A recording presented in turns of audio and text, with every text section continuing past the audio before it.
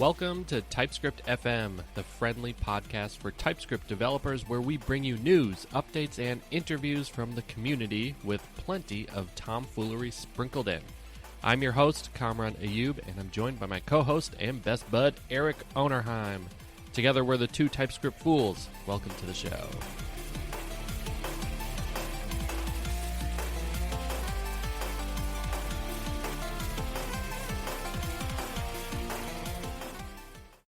Welcome to the show. Welcome to the show. Hey, how's it going, sir? It's going. It's better today. I had food poisoning on Saturday. No. And it took me a few days to get back to normal. I think today I'm back to normal. Well, that's good. Yeah. And you know how you eat something and like immediately after? Mm-hmm. Yeah. Was it, what was the offending food there? It was a Reuben. Oh. I had a really good Reuben. And that's too bad. It's always it's worse when it's like, oh, that was really good. And then, that was really good. And then it was like immediate, like minutes after. Oh, man. And then I was like, oh. Was it like undercooked or just no idea? I have no idea. I mean, like the only thing I can think of is it was the meat or the sauerkraut was bad or something, because sauerkraut's a fermented thing. Okay. That's the only thing I can think of. Gotcha. That would have been iffy. Well, that's too bad. Yeah, it was not fun.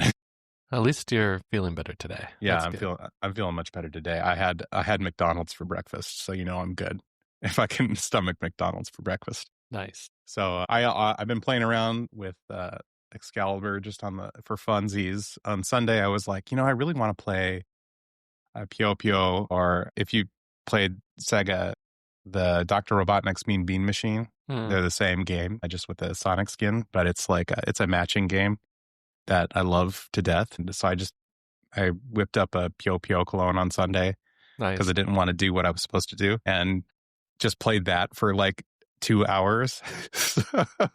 That felt good. You should have released it onto that gaming social network. Oh, actually, I thought about that because I built it inside the Excalibur playground. It's a huge link because it's like 1,000 character link because it works like the TypeScript playground where it like zips up the code and puts it in the query string so you can just share it around easily. Yep. Yeah. It's a lot of fun. I don't know. I just played it on the playground for 2 hours. Nice. So it was fun. That's pretty fun. A couple of my friends just dropped games on Steam. A game about feeding a black hole just went live like literally yesterday, December 15th. Is that literally the title? It's called A Game About Feeding a Black Hole. Very nice. Yeah, it's a lot of fun. You should play it. And then my other friend, Scott, released Kingdom of Night, which is a kind of like he's horror RPG set in a small town in Arizona. And it's gorgeous. And the music absolutely slaps.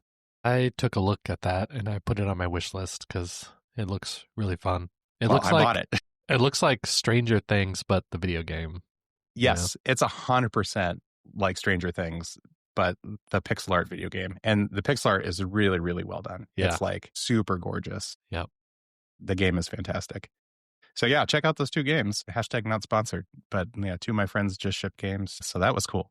Yeah, you've been heads down on your own game project as well.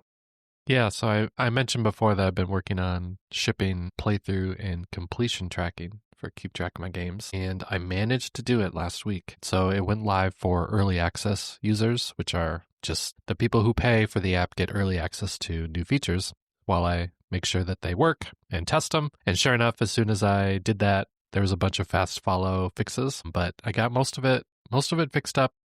Otherwise, over the weekend, I was like, okay, I need a break from this. And on the podcast, I've said so many times, I need to like migrate my legacy stuff to more modern .NET. And so I started it. I started the epic.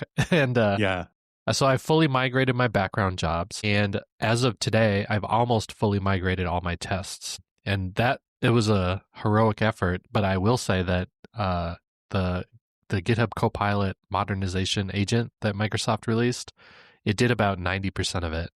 So I was pretty impressed with like what it did. it definitely got rid of a lot of tedious stuff that I had to do, but I still had to take it the last mile. So it is ending up cleaning up my code base quite a bit. Yeah. Well, this is a great use case. I think it's useful for tedium, not for thinking. And this is like a textbook example of like prime tedium, and especially like doing a .NET upgrade with so many versions. You're going from like framework to core 10. Like that's like a ridiculous amount of software change. Like that's more than a decade. That's 10 years. Yeah. 10 years of change. Yep. Awesome. I'll underscore that again. That's such a huge win. Like doing those upgrades where it's like a turn the crank operation. Huge. And in it hasn't even been 5 days yet. So let's say I'm able to modernize 2 of the projects in my entire solution. That's thousands and thousands of lines of code in less than 5 days. So that's pretty good. Yeah, it's really good at taking text in one shape and massaging it into another. That's right. All right. Should we move on to the news of the week of December 8th, 2025? We should. What's new in TypeScript? We have some TypeScript news via Rob Palmer, but this was a bleat from Ryan Kavanaugh. TypeScript 6.0 is going to remove the module keyword. Instead, you'll use the namespace, which makes sense. That's been deprecated for a while. Now you'll say namespace, blah, blah, blah, open squirrely, close squirrely. Nice. Yeah. So that's just something to keep in mind. I can't even recall when I would have last used the module keyword. Maybe in the past you used to do like declare module, but now do we just switch it to declare namespace? I literally did declare module yesterday. So I'm going to have to get right with God here and move my stuff over to do. I did it because I wanted to do interface merging. Okay. Yep. So that's the reason I did it. I had an interface from a library, and then I wanted to add some stuff onto it that I knew was there for reasons. Nice. Is it, I guess to be more clear, like, is it deprecating the declaration module, like declare module syntax, or is it only deprecating like the module syntax without, or the module keyword without the declare keyword? That is a fantastic question. Let's find out. Well, I just looked, and the ambient module declaration syntax, which is where you say declare module, that's going to be fully supported. So it's only the module keyword where you should use namespace instead. That's what's going to be removed. So that answers that question, I guess. All right, moving on to some Node.js news. Type stripping is marked stable now in 24, which is the LTS release line. So we already told you when it was marked stable in 25, but 25 is not the LTS. 24 is. So now you can update your LTS release, and you'll get type stripping, and it'll be stable. Quick update on the Node security side. The updates that were supposed to drop this past week on the 15th have been delayed until the 18th. So we talked about this last show. There are some high-profile security patches hitting Node. We don't know what they are because they're security patches, but they've been delayed until the 18th. So attune your radar. Set a meeting invite to yourself to upgrade your Node release versions on the 18th. Yep, and we'll let you know when those come out too. NPM has revoked classic tokens, so they were deprecated. They've been deprecated for a little while, but now you definitely cannot use them. Mm-hmm. So that's good. So that's that mitigates a little bit of the supply chain risk, but not totally. Yep. There is a good article from socket.dev from Sarah Gooding about how this doesn't mean that the problem is solved. There are still gotchas in OIDC based publishing. There are still gotchas anytime you're doing CI publishing. So, and there's still some scoped tokens that you can use. So there's still ways to get got. So I do recommend reading this article. Sarah has a lot of ideas and maybe some things to think about when you are setting up your publishing. So this is a great read. Definitely go take a look. Nice. Hey, what's new in Dino? I heard they had a new minor release, 2.6. Yes, they did. And it's a big one. There's a ton of cool stuff in here. Maybe the headliner is that they are now running TSGo inside of Deno 2.6. Well, so that is super cool. You have to pass a flag, but it's supported now. Yep.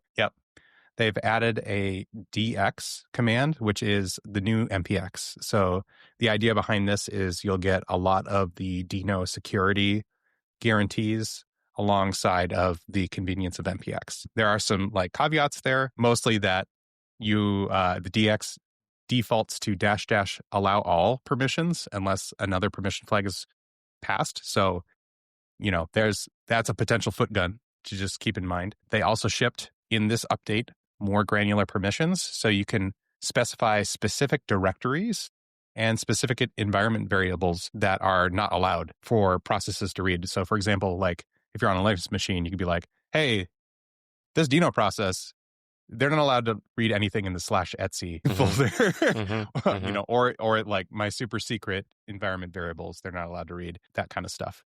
So that's pretty cool. They also shipped source phase imports, which is super cool. It takes a lot of the pain out of like importing WASM, for example. So this is a new keyword. So you do import source my WASM module from something.wasm.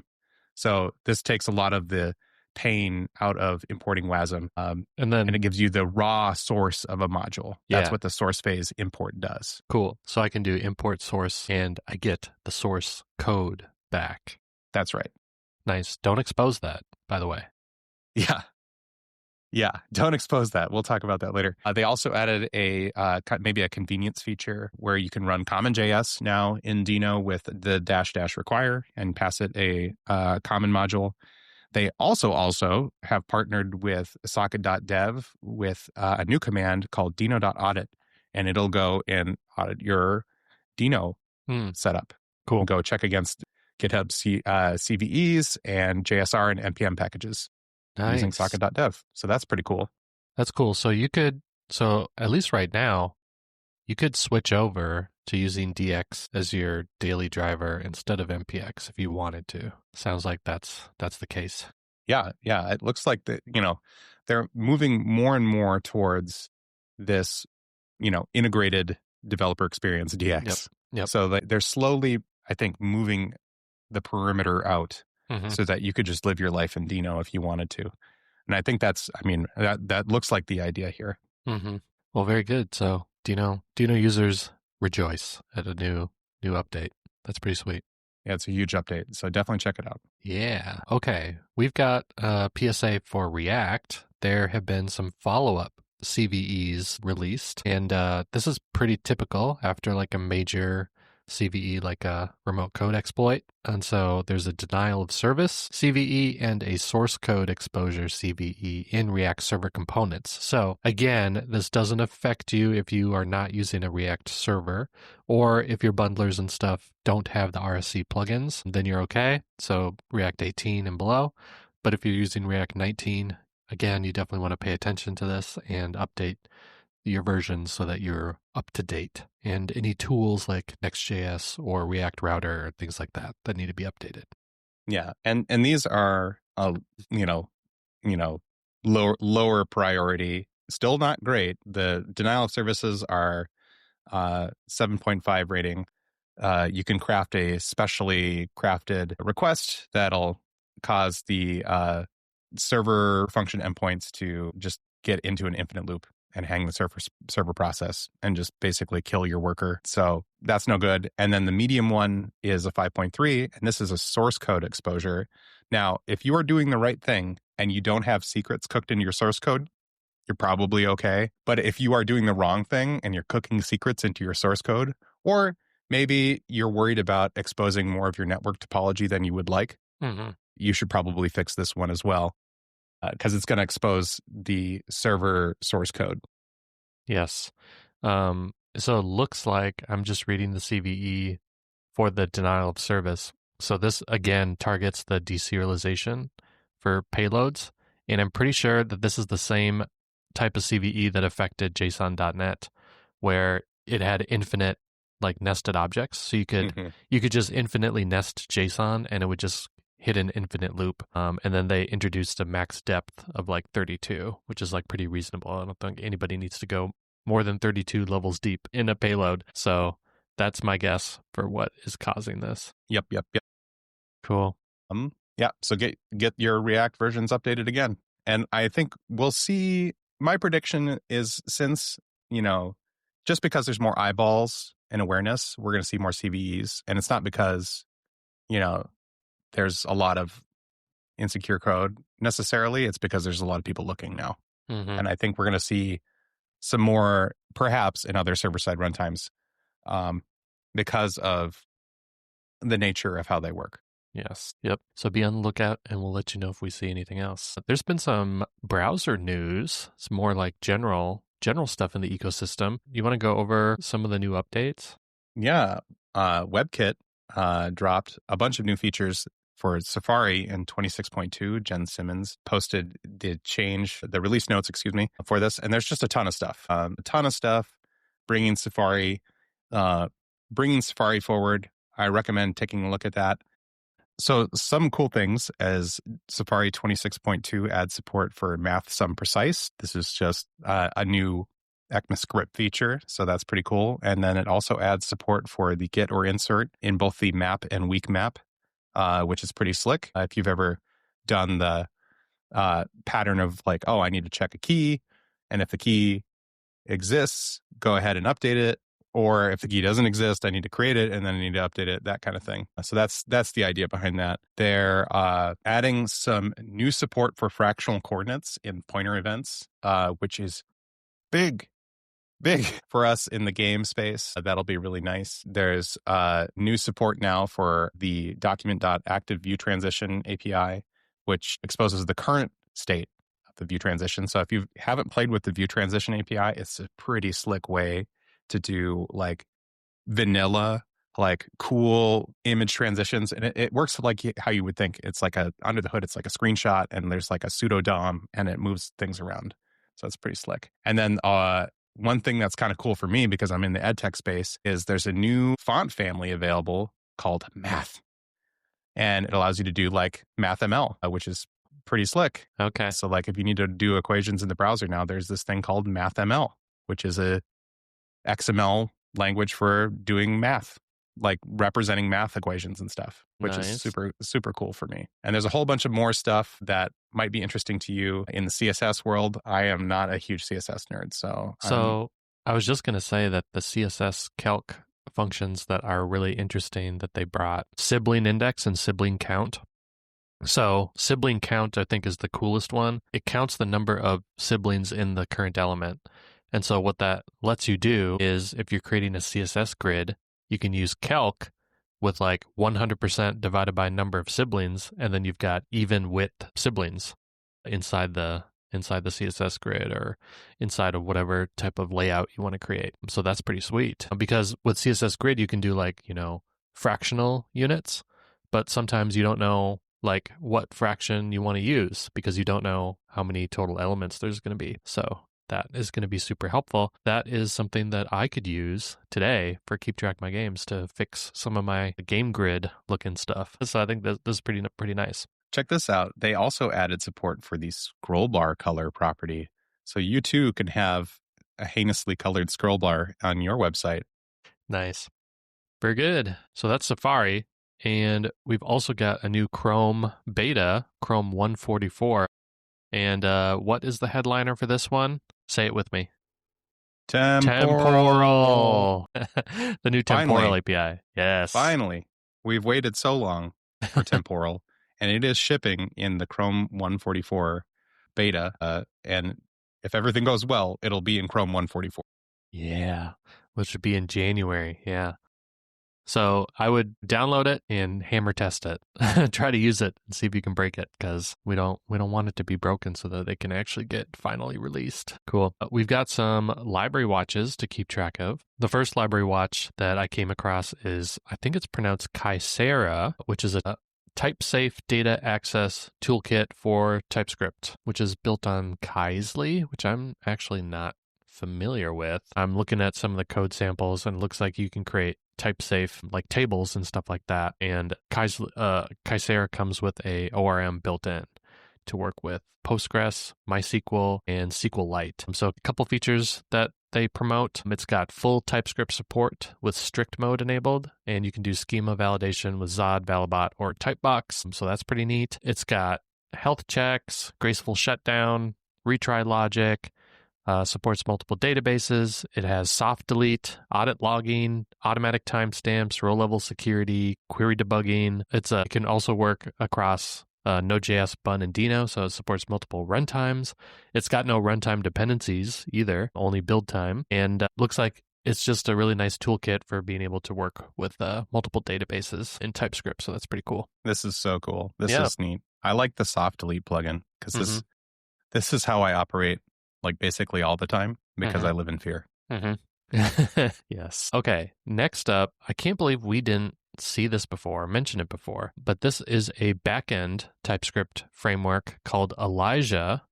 That's Elysia, or would you pronounce it Elysia? I don't know. Elysia. I don't know. I think I'd pronounce it Elysia. But here's the cool thing. It has end-to-end type safety, and it's built on Bun, and it supports standard schema for request validation. It's got type inference, client-to-server communication. It can generate an open API schema for you. It's got like a playground you can use. You can bring your own validators. It has open telemetry support. And the thing that I think is really interesting is that the end-to-end type safety is similar to like tRPC. So you don't have to generate any code. So both the front end and the back end is both type checked at compile and runtime. And so it has like a builder pattern, which is how it gets it to work. So you can give it your schema, and then you can create your APIs that use your schema, and that it will be type checked at runtime too, to make sure that the payloads that come in match what your schema is. So that's pretty sweet. Yeah, this looks really great. And for the schema validation, they support standard schema. So any validation library that also supports standard schema, you're good to go. So that's your Zod, your Validot, your ArkType, effect schema, yup, joy, more, tons of them. Yep. So it has like strongly typed routing parameters for your APIs. And the other thing is that even though it is built on Bun, it's actually not locked into Bun. So you can run it on Dino, Node.js, Cloudflare Workers, Vercel, wherever you host your app, you can run Elysia. So that is pretty sweet. Yeah, I don't know how we missed this before, but I think you should go check it out. One thing to note, because we've been talking about CVEs, is that there actually was a CVE in Elysia that was just reported this past week. So if you do go play with it, make sure you're using the latest version. Yep. Cool. Here's another sweet tool watch, multithreading.js. It's a TypeScript library, and they are advertising it as the missing standard library for multithreading, and it works across Node.js, the browser, Dino, and Bun. But it's a whole bunch of functions that make it easier to do multithreading and working with threads in JavaScript, which we know it's single-threaded, but it's helping with like creating worker threads and things like that and web workers. This is so cool. Yeah. A lot of their API is inspired by Rust semantics. So there's this whole like ownership type way of thinking to move data around in web workers, which makes sense because if you're doing like transferables, that's kind of how it works, so that you don't have like that whole shared mutable state problem. Yeah, I think the selling point here is if you look at the quick start example, if you know how hard it is to create web workers natively, like normally, you will appreciate this. But basically, you just import the spawn function from multithreading, and then you pass it a callback, and whatever is in that callback runs in a separate worker, and bam, you're done. That's great. Yeah. That is fantastic. So this was one of the top posts on Reddit this past week. And it's already up to like 1,300 GitHub stars. And yeah, I think for good reason. This is a pretty sweet library. So you should go take a look at it if you got to deal with web workers, serialization, shared array buffer, or things like that. This is kind of like one of the, like if you watch my talk about JavaScript performance, like reaching for web workers is one of the lower fruits that you can grab to increase. Just add threads. Just add more threads. Love it. Finally, this one I'm also excited about. This is a library called TypeDriver. This is by Sinclair ZX81. This is a high-performance driver for runtime type system integration. And if you've been listening to this podcast for more than a few episodes, you know that I have been hoping for something like this. So this allows you to use a bunch of validation libraries and stuff. So it can do TypeScript, JSON schema, typebox, effect, Zod, ArkType, Valibot, and a few other ones that I haven't heard about, Ari and Suri and more. But it is a validation compiler and type inference middleware designed to integrate JSON schema and standard schema compliant validation into framework interfaces such as HTTP routes and RPC endpoints. And it also functions as a validation optimizer built to accelerate high throughput messaging systems. So I think a few things that are cool about this is sort of like a way to easily integrate a bunch of different validation libraries into whatever HTTP framework you're using for TypeScript, so that similar to like Elysia, you can integrate it in your middleware so that you can get your runtime types and it does the validation for you. And so there's just a whole bunch of like features, and it's got like a TypeScript DSL for TypeScript 7 native. So it's going to support TypeScript 7 out of the box. It's got scalable JSON schema type inference. It supports lots of different JSON schema drafts. It has full support for standard schema. It has a high performance JIT compiler for faster application startup, high performance runtime validation, all sorts of stuff that is pretty sweet. Yeah, one of the cool examples here in their README is they do their compile API and they say, okay, we want X to be a number, and we also would like it to be between 0 and 1. And that is pretty slick. Yes. Yep. So this is something that I might be playing with sometime soon. But if you're working on TypeScript backend and you want some runtime types, you should definitely be taking a look at that. Okie dokie. Moving on to community highlights. A friend of the show, Dimitri, just released Typeslayer. Which is a new tool for debugging TypeScript type performance, which is definitely something that he ran into. And definitely watch the video. And if you want access to the tool, you have to ask him for the secret key. But this is huge because benchmarking your TypeScript types before this has kind of been an arcane art. And now this kind of includes all of the things that you want to look at when you're looking at your types and seeing why they might be slow. And he's got some good examples of like, hey, this union generated like a ridiculous like type inside of TypeScript, and that's why it's slow. Yeah. So there's more examples of like why things can be slow in the video. Definitely watch it.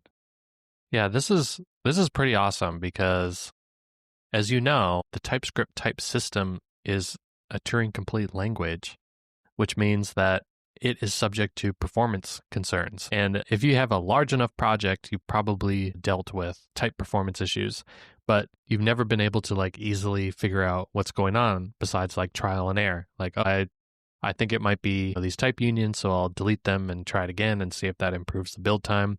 But you've only ever been able to like see at a high level that you affected any of the metrics. But what Dimitri's done is he's opened the black box of types so that you can actually see what is causing type performance issues. So this is like a step in the right direction for like debugging your types and stuff, which is pretty sweet. This next article from a Blue Sky user, Culi, talks about JSDoc is TypeScript. And it's a great little article. The kind of the, too long didn't read is that JSDoc is an extremely powerful way to get access to TypeScript tooling and in a like non-build step serviceable way. And their own words, they're a massive TypeScript nerd.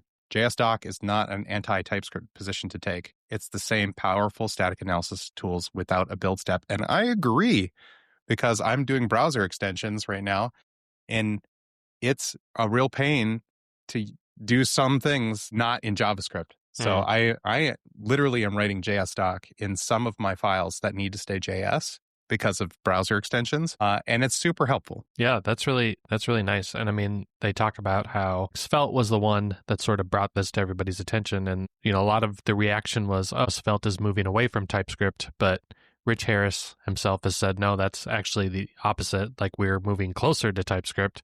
But this is just a better way for us to do it. And then I guess I didn't even know, but Webpack also migrated to JSDoc types as well. So The only thing that they mention is that like generics can be really clunky to write in JSDoc, but that's about it. And the argument there too is like, hey, maybe we should try to simplify our types because you have to incur the pain of trying to type them in JSDoc if they're generics. So I think that's a good point. So you can go read their thoughts on it, but want to give some love to the JSDoc type system too. And I think in TSGo, that's still not quite there 100%. They're still working on that. It'll be nice if you depend on that. That's coming soon in TSGo. Next up, we have a bleat from Nicholas Zakas, I believe. Blue Sky user humanwhocodes.com. ESLint has lost a third of its sponsorships in 2025, while downloads are up 62%. So if you are a company that uses ESLint, this is a call to maybe throw in some cheddar. Next up on Blue Sky, Gleb Bahmutov, who you might know from Cypress fame, has a Cypress blog post on how to type function Mocha context with Cypress aliases. So I know everybody's sort of in love with Playwright right now, which is great. I use Cypress for my app. And one of the cool things you can do is you can like alias different elements. You can give it like a name, like this is my button, and then you can just refer to it later so you don't have to like get it from the DOM again. But the thing is that if you're trying to write it in TypeScript, it's not typed, right? Like it doesn't know what type of thing that alias refers to. So Gleb has a blog post on how to do that, how to add some types at the beginning of your Cypress test file to strongly type any aliases that you create inside the test. So that's a handy little tip if you're still using Cypress like me. And spoiler, this is using the declaration merging approach to add this into your Cypress context by merging your named thingies into the type of the context in Cypress. So a really cool article was published by the Figma engineering blog about how they designed a plugin system and how to sleep well at night while doing so and running untrusted code in your software as a service product, which is like, that's like a big deal. But this is incredible. Like, this is such a good engineering article about how to do this in a way that you're not going to regret. So they go through like the different ways that you can do it. They talk about like using a sandbox approach, like iframes, for example, is a way to do this with like a sandbox, right? That's kind of maybe the first thing you might reach for, right? Because it's a separate execution context.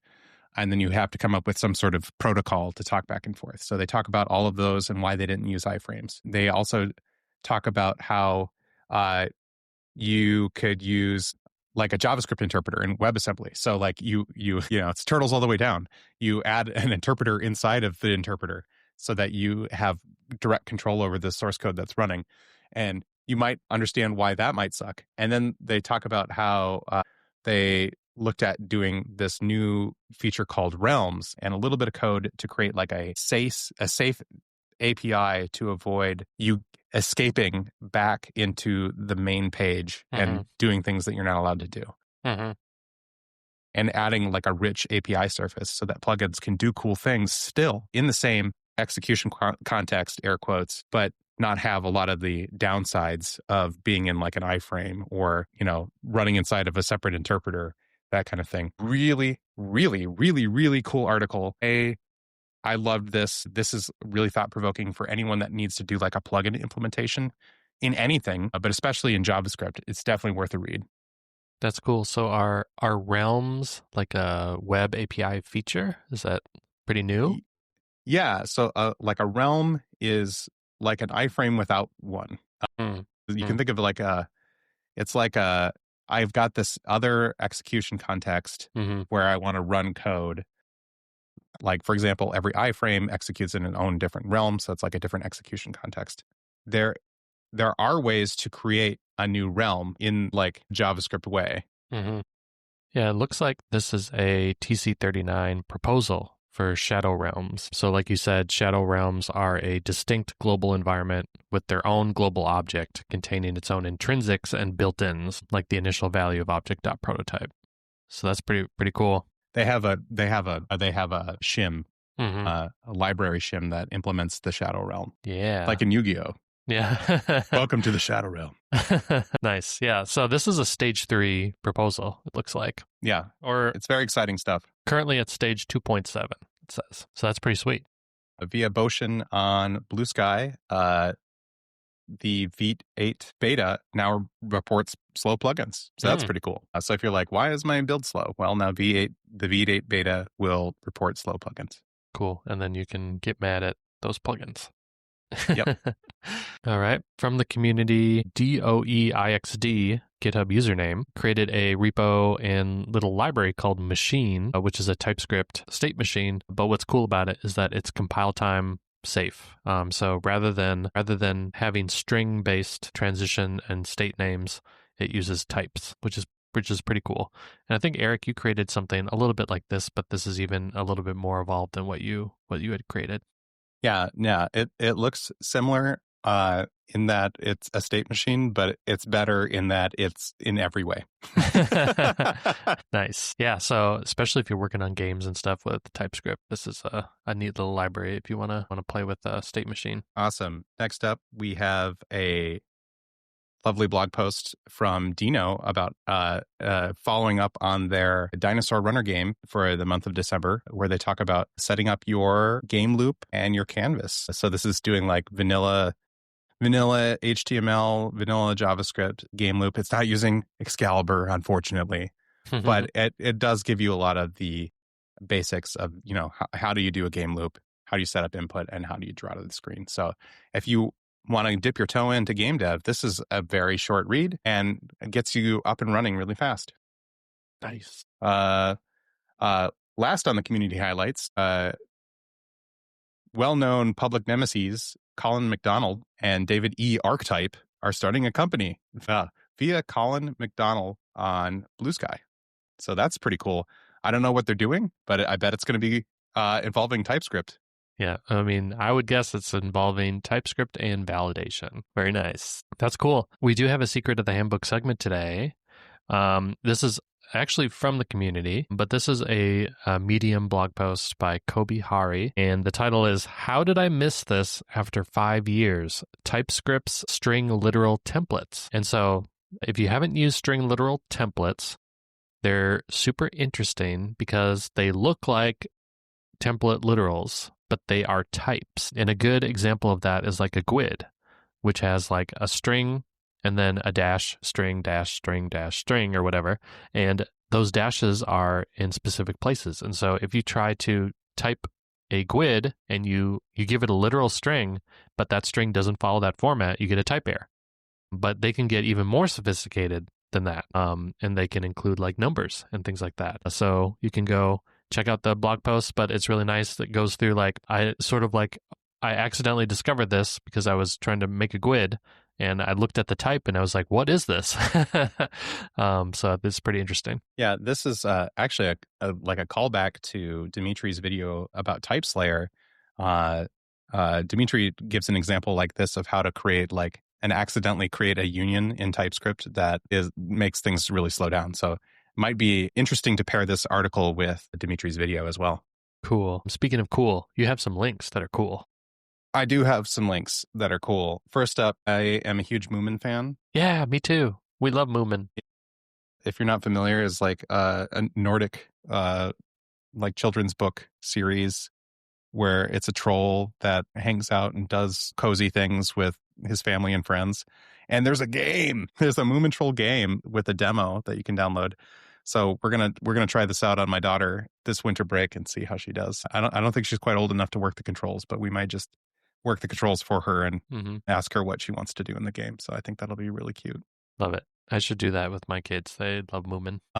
This next one is from Coggy. They have a Slop Detective app. So slopdetective.coggy.com to learn you some critical thinking skills to detect AI slop with your browsing online. Nice. This might be useful for maybe the non-technical spouse or the kids in your life that maybe can't detect something is AI generated or is misleading them. So definitely check that out. This is just going to be rapid fire. NDC Toronto is a thing. A new thing. new thing. It's a brand new NDC conference in Toronto. I'm going to be applying, and you should too. And maybe I'll see you in Toronto. Well, I am going to. Oh, you were talking to the listeners. Gotcha. That's right. Yeah. Gotcha. Yeah. Okay. You and I have a talk that we're submitting. Yeah. I think it would be fun to do a live show, don't you? I think it would be. Yeah. Yeah. So that's what we're going to pitch. Yeah. You heard it here first. You heard it here first. And you can maybe you'll see behind the veil that we're not as smart as we sound. No, we're truly the two fools. That was on purpose, you know. A lot of the magic's made in the editing room. And this last one that I have is really cool. So like, you know, like everything, I'm always thinking about video games. This gentleman produced a super tiny physics library in JavaScript, and I think it's ridiculous. It's like for code golf. So that's the idea. Is like I want to make a game, but I want a code golf, which is like the fewest number of characters possible. So that's the idea with this, is like how small can I make a physics engine? And it is an incredibly small little terse nugget of code. So yeah, definitely check it out. It's hilarious. That's cool. Is it like full realistic physics? Yeah, it's full realistic physics. Nice. Oh, here we go. I found the library implementation. It's literally 1,448 bytes gzipped. Wow. That's very impressive. I literally can view it all on one screen without it going below the fold. That's awesome. Of course, it's minified and completely unparsable, but that's funny. It's funny. On that note, I do have another game-related cool link. This is an engine, but what's interesting about it is that it's a built-in Rust, but it lets you write your game logic in C# and TypeScript, and that's transpiled to Rust. So it's a little interesting because it's obviously not running actual TypeScript and C# on like .NET or, you know, a JavaScript engine. It's literally taking the language and transpiling it to equivalent like Rust code that you can use with the game engine APIs. So it lets you ergonomically write in like C# and TypeScript, which you might prefer to if you don't want to write your code in Rust. But I think what that triggered me to think is like, wouldn't that be cool for like some of these Rust linters where the core of the engine is written in Rust, but you could still write rules in TypeScript, and then it interacts with the linting engine. So anyway, this is sort of like inspiration for that, because that's exactly what they've done in this engine. It's called Pero engine. Yep, and they have a little like a little emoji of a dog, so it's like pero, and as like the Spanish word. Yeah. Very nice. I can't roll my R's, so don't even. Neither can my wife. Don't even ask me to. Awesome. Well, it's time for the Minnesota long goodbye. What are your thoughts? What are your takeaways here? A lot of different stuff happening. Yeah. I think security continues to be like a rumbling through the JavaScript and TypeScript ecosystem. Mm-hmm. I think now more than ever, like runtime validation is going to become more important if you weren't already doing it, as evidenced by some of these not new attack vectors like JSON deserialization and JSON payloads that you're not expecting. I think that's just like, it can happen to you too, in your app, not just your framework that you're using. Like JSON's dangerous. You should treat it like that. Yep. Yeah. I think the realms thing is one of my takeaways, because I had not heard of that before seeing this article. So that's kind of a cool proposal. It's sort of, it reminds me of like the Shadow DOM, right? Which is what a lot of design systems and things like that are built on. But this is Shadow Realms for JavaScript. Yeah. It's kind of a way of sandboxing in a way that's not going to eat into your ergonomics or your performance too much. Yeah, I think one thing that I remember, and I don't know if this is still the case, but I do remember when it launched, the Azure portal, the Microsoft Azure portal, was all sandboxed using iframes, and it was all like micro front end based. So it seems like they could use something like this to improve the performance and like ergonomics of whatever architecture that they have there. I'm sure it would be a massive effort, and I don't know if they're still doing that today, or if maybe they are adopting this, I don't know. But it's kind of a cool idea. Yeah, on that micro front end note, like there are a lot of reasons to use iframes.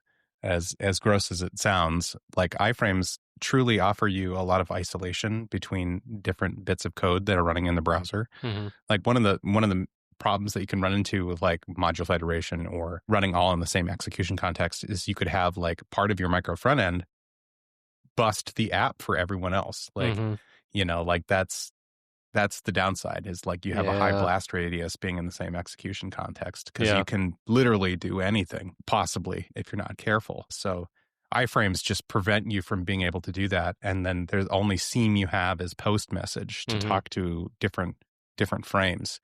But the ergonomics there kind of suck. Yeah, because you're dealing with the serialization boundary there. Yep. But like for our case with like the Excalibur documentation where you have your sandbox or your playground, like that should be totally sandboxed from the rest of the site, right? Because you could write whatever you want to in there. We don't want that to affect the site. And there's no real communication that we really need to do with it. So iframes are still perfect for that use case. But I think for this use case that Figma had where they want to run in the context of the Figma app, like then Shadow Realms is super helpful. Yeah, that's super cool. Very neat. All right. Well, we'll see you next week. Have a good one. See you next week. Bye-bye. Bye-bye. Hi, everyone. This is Kamran. I just wanted to thank you for listening to the show, and we hope you enjoyed the episode. If you want to see the show notes, you can check your podcast player or go to typescript.fm where you'll see a list of all the episodes. If you enjoyed the show, tell your friends and please rate it on Apple Podcasts or Spotify because that's how the show grows and gets discovered by more people. If you want to suggest news or a project that should be covered or just want to say hi, email us at feedback@typescript.fm. If you want to follow us on social, we're both active on Blue Sky. I'm at comronigus.com and Eric is at ericonerheim.com. You can also follow the show directly at typescript.fm.